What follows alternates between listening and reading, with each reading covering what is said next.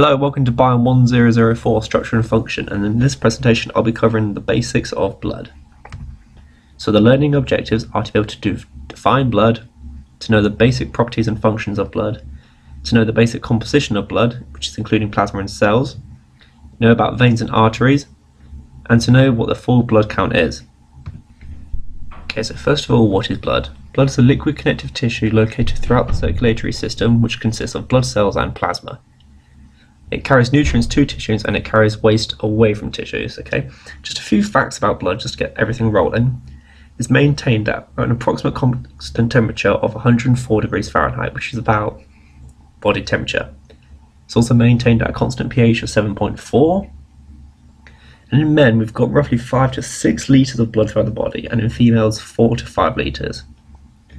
The average red blood count within any normal person will be anything between 4.8 to 5.4 million red blood cells per millimetre cubed. Okay, so a vast amount of cells in just one small droplet of blood.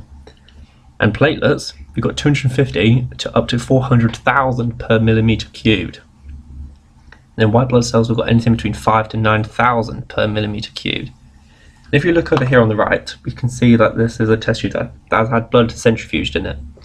What you find, you'll get 3 layers. You get the red blood cells layer, which are called erythrocytes. Above that, you'll find a buffy coat, which is literally just containing leukocytes and platelets. Leukocytes being the scientific word for white blood cells. And this vast yellow section here is plasma, which is 55% of the total blood volume. So the composition, we'll start off with red blood cells, which we're going to abbreviate to RBC. So to start with, you can perform what's called a hematocrit, which is the red blood cell count, the RBC count, but it's also known as the packed cell volume. And in women, it's approximately 38 to 46%, so about an average of 42% of your blood is actually red blood cells. And in men, it's anything between 40 and 54%, but on average it is usually about 46%.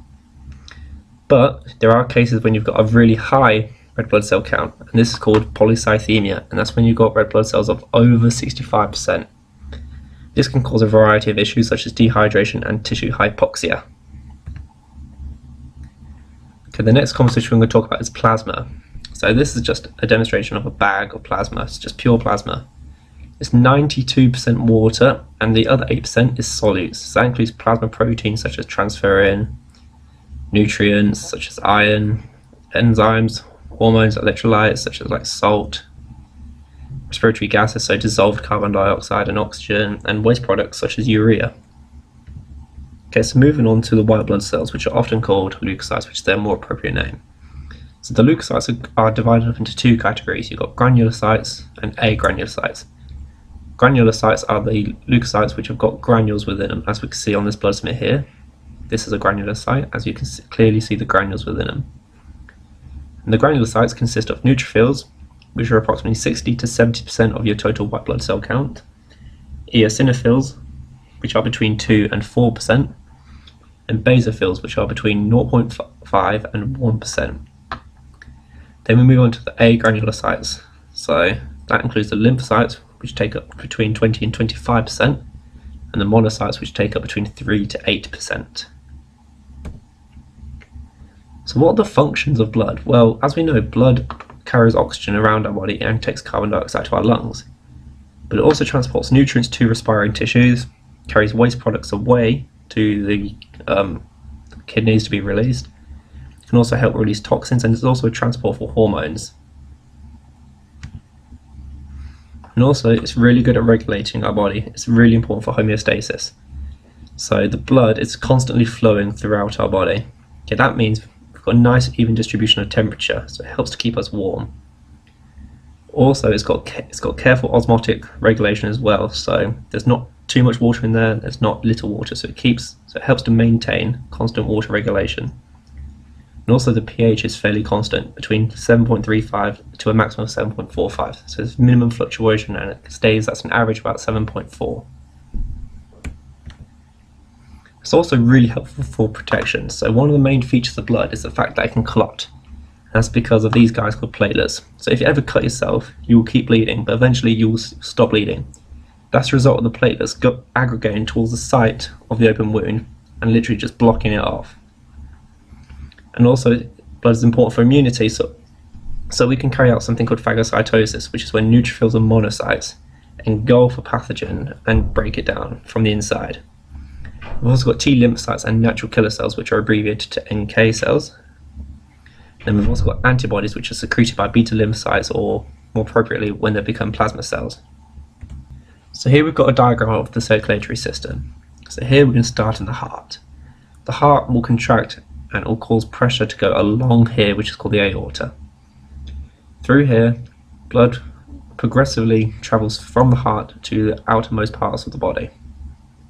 Notice as the further away these arteries are, the smaller they get.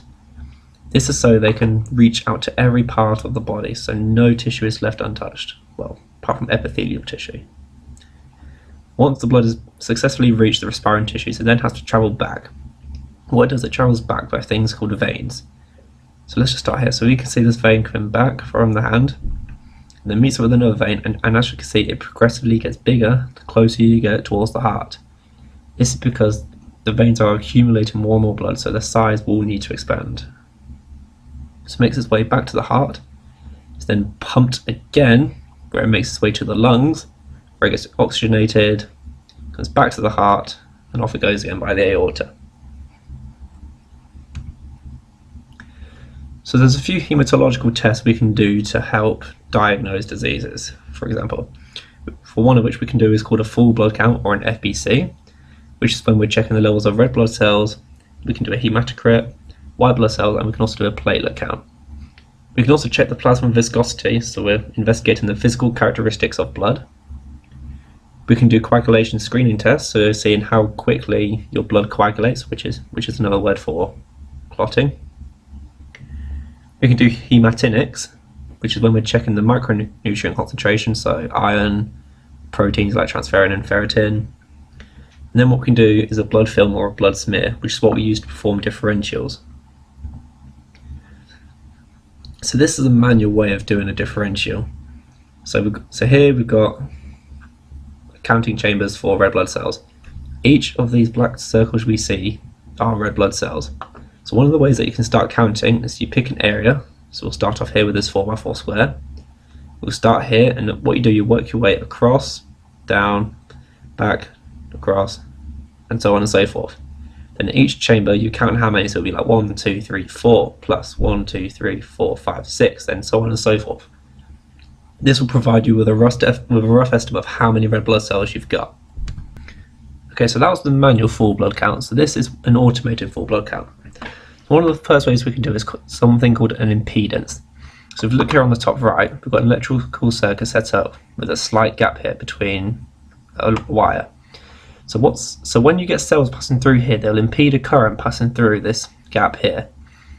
So as the more cells pass through, the frequency can tell us what the count is. So the more frequent that the current is impeded, the more cells are passing through. So that means there are more cells there.